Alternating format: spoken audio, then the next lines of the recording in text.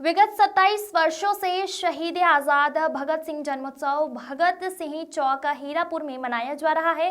उसी क्रम में इस वर्ष भी हीरापुर स्थित भगत सिंह चौक में जन्मोत्सव बड़े धूमधाम से मनाया गया, जिस दौरान मुख्य अतिथि बालाघाट विधानसभा की विधायक श्रीमती अनुभा मुंजारे जी, हीरापुर सरपंच श्रीमती शांति दीवान जी सहित अन्य सभी साथी सहयोगी मंच पर उपस्थित रहे। साथ ही भगत सिंह सेवा समिति हीरापुर द्वारा इस कार्यक्रम को आयोजित कर भगत सिंह जी की जीवनी और उनके संघर्षों के बारे में आमजनों को बताया। इसी के साथ विशेष अतिथि श्रीमती अनुभा मुंजारे द्वारा शहीद भगत सिंह जी की आज़ादी की लड़ाई के बारे में ग्रामवासियों को बताया और उनसे सीख लेकर सही दिशा में नौजवानों को बढ़ने के लिए प्रेरित किया। कार्यक्रम के पश्चात सभी ग्रामीण जनों को भोजन कराकर कार्यक्रम का समापन किया गया। अभिषेक सोनी की रिपोर्ट। देश को आजाद कर दी। अब बताइए 12 साल का बच्चा ये सोच रखता था उस दौर में, वो दादाजी भी आश्चर्य में पड़ जाते थे कि इतनी छोटी उम्र में बालक कैसी इतनी मतलब क्रांतिकारी बातें करता है। तो उनका परिवार वैसे भी क्रांतिकारी था, उनके चाचा, उनके बड़े पिताजी, उनके चचेरे भाई, वो सारे के सारे देश की आज़ादी के लिए संघर्ष करने वाले वीर थे।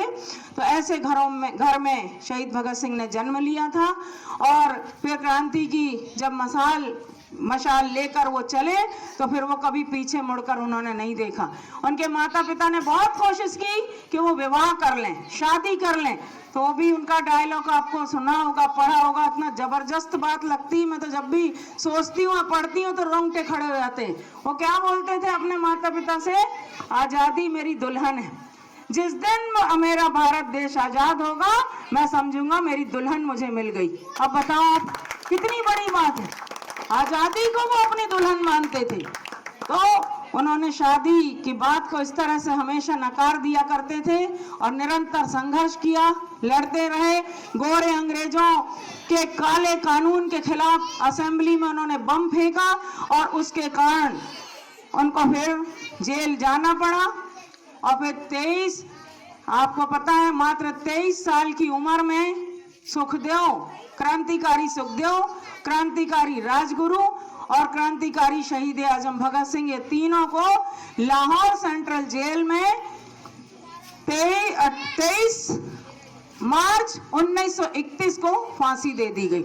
और उसमें भी ये शर्त रखी गई थी कि वो माफी मांग लें। जो वाइस राय थे उस जमाने के, अंग्रेज वाइस राय, उनके तरफ वो याचिका लगा दें माफी का कि हमने जो असेंबली में बम फेंका, जो हमने सैंडर्स का वध किया, उसके लिए हम माफी चाहते हैं। अगर वो माफी मांग लेते तो उनकी फांसी रद्द हो जाती। जब भगत सिंह जी की मां, जब आखिरी फांसी का एक दिन बचा तो उनके परिवार को मिलने के लिए बुलाया गया जेल में कि अब मिल लो आप लोग। तो भगत सिंह जी की मां, कोई भी मां हो, मैं भी एक बेटे की मां हूं, तो मैं भी अपने बच्चे के लिए, मेरी भी अंदर भी ममता जागृत होती है।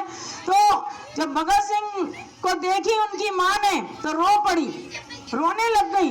तो भगत सिंह जी ने बोले, माँ रोना नहीं तो इतिहास में लोग कहेंगे कि भगत की माँ रो रही थी, क्रांतिकारी भगत की मां रो रही थी। तो कहीं ना कहीं तुम्हारी कमजोरी लोगों को देखेगी, रोना नहीं, तुम वीर माता हो, वीरता के साथ अपने बेटे को विदा करो। ये शब्द थे क्रांतिकारी शहीद भगत सिंह के।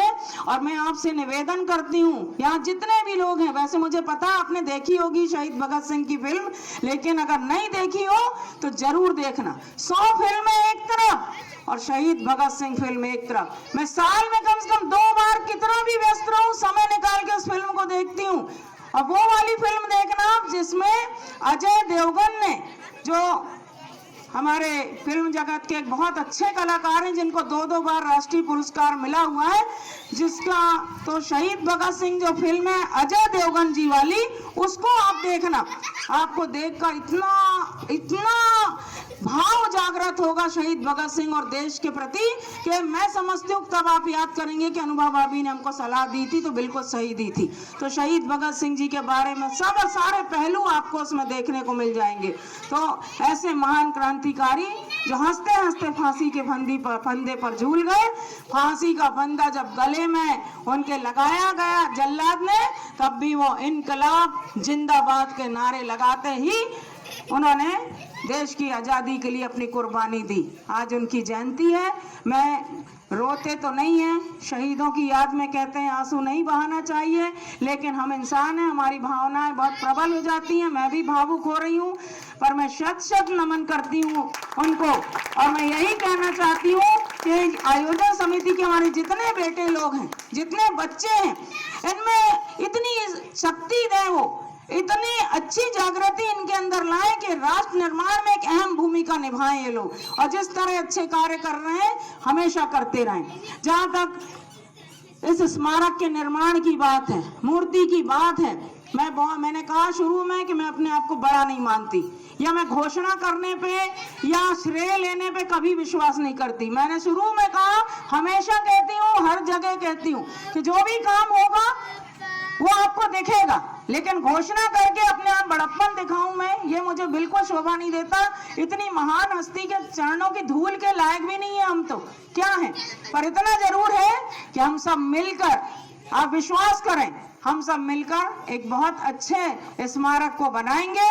इसको बहुत खूबसूरती से सब मिलकर बनाएंगे। मूर्ति का भी स्वरूप दूसरा होगा। आपने देखा जब मैं आपके आशीर्वाद से नगर पालिका अध्यक्ष थी, तब भी हमारी यही सोच थी कि महापुरुषों की प्रतिमाएं चौक चौराहे पे शहर के लगें, और उसी कड़ी में शहीद चंद्रशेखर आजाद की प्रतिमा हनुमान चौराहे पे लगी, रानी अवंतीबाई की प्रतिमा बस स्टैंड चौक पे लगी, शहीद आजम भगत सिंह की प्रतिमा हम चाहते थे काली पुतली चौक पे लगे, और काली पुतली की मूर्ति को हम बगीचे में स्थापित करना चाहते थे, पर उस समय कुछ परिस्थितियां दूसरी बनी, उस पर मैं नहीं जाऊंगी। इस कारण वो शहीद आजम भगत सिंह की प्रतिमा उस स्थान पर नहीं लग पाई। फिर अस्पताल के अंदर वो लगा दी गई, जबकि वो जगह नहीं है। अस्पताल में जगह होना चाहिए कि इतने बड़े महान क्रांतिकारी की प्रतिमा, ये आप खुद ही विचार करिए।